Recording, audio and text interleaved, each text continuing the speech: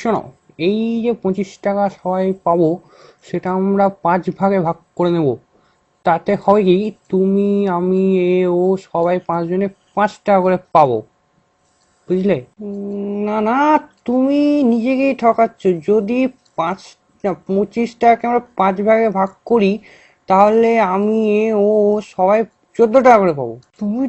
তো তুমি তো একদম গর্দভ দেখছি। আসো, এইখানে আসো, তোমাকে বোর্ডে কষে দেখাচ্ছি।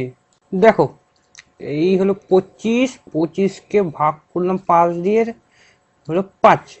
5 2 যায় না, তাহলে 5 যাবে 25-এ। 5 5 25। না না, একদিনে বুঝছি তোমার কেন বাবা পয়সা খরচ করে পড়াশোনা শিখিয়েছে। দেখো, 5, এই 25কে ভাগ করবো 5 দিয়ে। 5 2 যায় না, কিন্তু 5 তো বাবা 5-এ যায়, তো 5 একে 5 বেঁচে থাকলো 5 0 আর 2 20। তো 5 20, 4 5 20, তো হলো না? হ্যাঁ, 25কে 5 ভাগে ভাগ করলাম, 14 পেলাম। কি যে বলো না, দাও তোমাকে আরেক ভালো করে বুঝাচ্ছি। দেখো, এই হলো 5, 5 5 5-এ 25, বুঝলে? এইটুকু পড়া শিখেছো তুমি? হ্যাঁ, এত বছর ধরে পড়ালাম। হ্যাঁ, ছি। 14 কে 5 দিয়ে গুণ করলাম।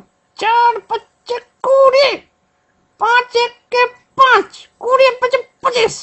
এই নাও তোমার না মা, দেখো আমি তোমাদের দেখিয়ে দিচ্ছি। দেখো, এইবার দেখো, 5টা 14 যোগ করে আমি দেখিয়ে দিচ্ছি তোমাদের কিভাবে 25 হচ্ছে না। দেখো, ভালো করে দেখবা কিন্তু।